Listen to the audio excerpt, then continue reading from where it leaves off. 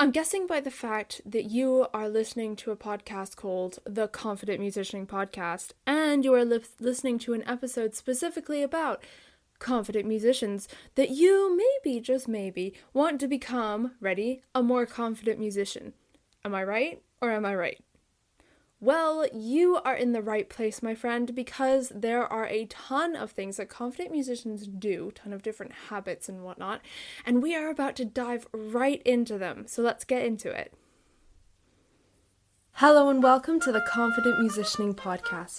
I am your host, Eleanor, and after countless practice sessions, a ton of broken reeds, and 7 different music school acceptances in 3 different countries, I have learned a thing or two about savoring your practicing, becoming your best practice companion, and actively working towards your musical goals. And I want to share this with you, because I want you to become your best musical self. Are you with me on this? Let's get started.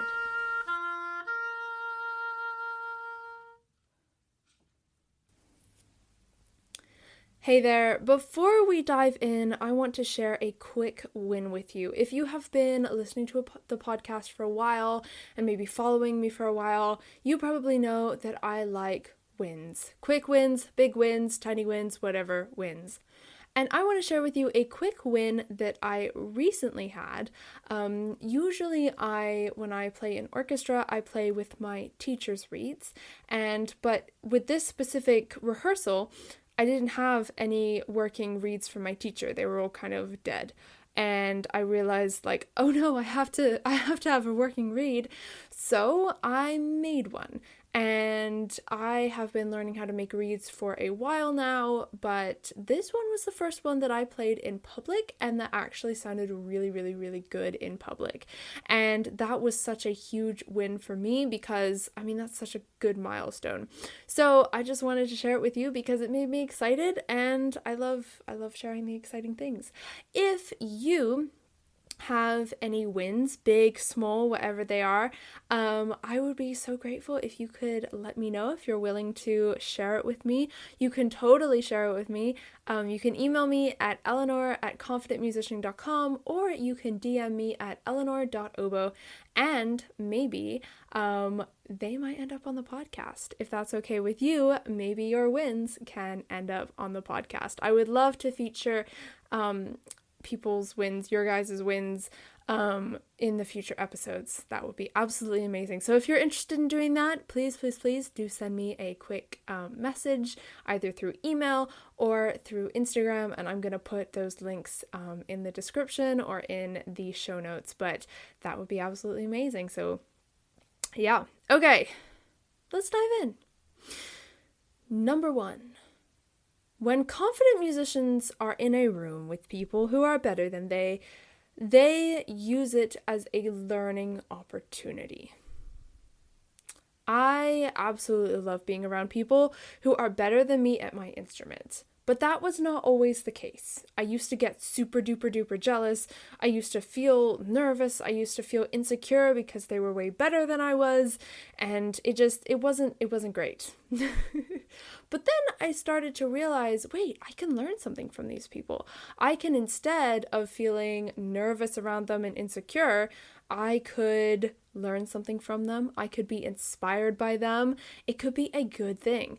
And I still struggle now sometimes with feeling a little insecure. I think we all do. We're all human.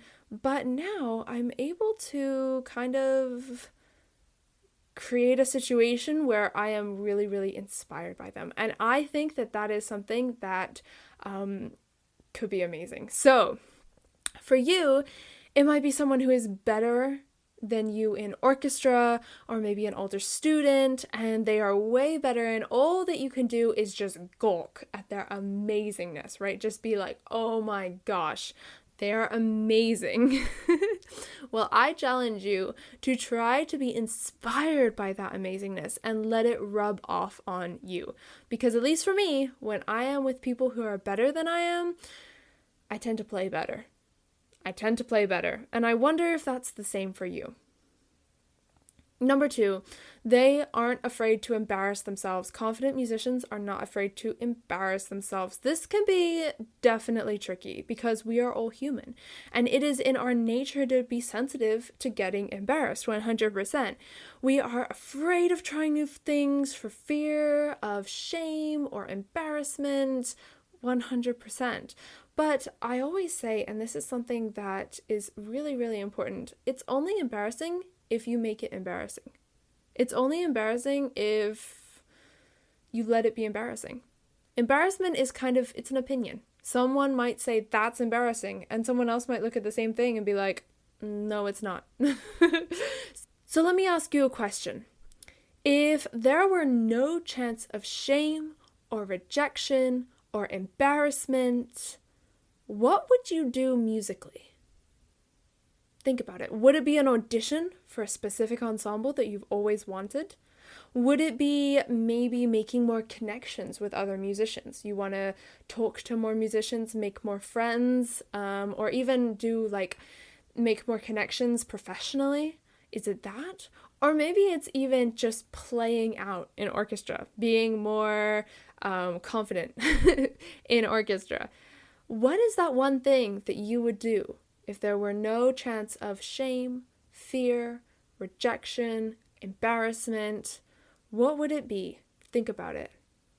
Okay? Do you have something in your head? If you do, that's great. And if you don't yet, that's okay. This is a new concept. But let me tell you something. The truth is, you are not alone in feeling nervous to do these things, but the embarrassment is not a guarantee. And think about what you could get out of these things if you tried them. If you tried that thing that you want to do. So working through embarrassment and a fear to try new things is musically worth doing, because let's say you apply to that ensemble, you audition for that ensemble, you may get rejected, it may be embarrassing, but you may get in. You may make great connections through it, and you may end up doing something that you had never imagined you would be able to do. So embarrassment holds us back, fear holds us back, but embarrassment is not guaranteed. Of course, we are still all working through it, but think about the opportunities you might get if you tried to not be hindered by embarrassment. And I know it's hard. I'm not saying these things like, oh my gosh, it's, just do it quickly. It's hard and it takes time. I get that. I've been through that. That's really, really, really important to remember. So take your time with this. You'll get through it. You'll work through it. It'll be great. Number 3, they celebrate where they are now as well as striving to become better. Let's emphasize the first part. They celebrate where they are now. What is that again? They celebrate where they are now. Do you celebrate where you are now? Do you take a look at the things that you've done, that you've already accomplished, the obstacles that you've gone through? Do you celebrate that? If the answer is yes, go you. That's amazing. And if the answer is no, then it's time to start now. For me, at the end of every week, I sit down with a notebook and I write down all the things that I can remember that went well, all the wins. Musically, non-musically, I just write them down. And it is a really, really great way to celebrate where I am at and the things that I have accomplished, because I can look back through that journal and be like, oh yeah, I remember 3 weeks ago I was working through this and now, I've accomplished it and it's amazing. Or maybe even 6 months ago or a year ago, right? That's how you end up celebrating how far you've come, because you need to take time to celebrate you. Even the little things, like for instance, listening to this podcast. You made a decision to hang out with me and talk about confident musicians. That's amazing. Look at you go. Number 4, they utilize self-talk as a way to stay confident. The power of self-talk is so strong. It can either make or break us. So let's let it make us. Let's do good self-talk. I go into this a ton in episode 8, which is called Sweaty Palms, 3 things you need to say to yourself before that audition. It is all about, you guessed it, 3 things you need to say to yourself before that audition. But there are 3 really, really, really insightful mindset things so that you can go into your audition feeling calm, collected, and confident, which is what we all want. So if you want to go listen to that episode, it is in the description or the show notes of this episode. And yeah, I really hope you go check that out because it is a really, really, really interesting episode. I really had fun making that one. A key aspect of positive self-talk is showing yourself patience. For instance, if it takes you longer to accomplish something than you thought it would, showing yourself patience and being like, okay, I am trying my best and I am doing the best I can, and yeah, it's taking longer, but I'm still doing amazing at it. You know, it's still going, and I'm going to show myself patience. That is really, really, really, really, really helpful. I don't know how many reallys was that. I don't remember.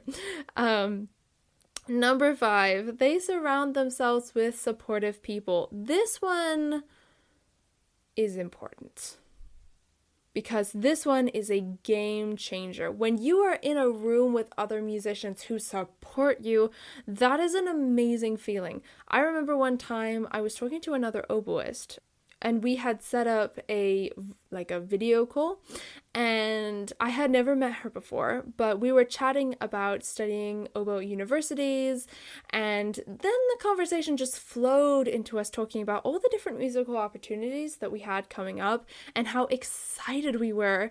And there was just so much positivity because I would be like, yeah, I'm doing this, and she was like, oh my gosh, that's amazing, and then she was like, I'm doing this, and like, I'm so excited for you. Like, we at the beginning were strangers, and at the end we were so excited for each other. That is what we need. Positive people, positive talk, you know, it's what we need, especially as musicians. Because let me tell you this, your time is too precious for unnecessary negativity. I'm going to say it again. Your time is too precious for unnecessary negativity. So evaluating what you surround yourself with, not just who, but what types of people. Are they positive people? Are they unnecessarily negative people? Do they support you? What about the media you watch? And I don't just mean TV shows or films, but maybe social media, scrolling, and other things like that. What type of media do you consume? Is it positive? Is it negative? How does it affect your mindset? How does it affect if you feel inspired, if you feel down, if you feel anxious, if you feel sad, all of the things? How does it make you feel? Being very mindful about what media you consume can be really, really helpful because we need to surround ourselves with positive things, positive people, positive media, all of that. That's so important. Because remember, your time is precious. And filling it with support and positivity is so beneficial. All right.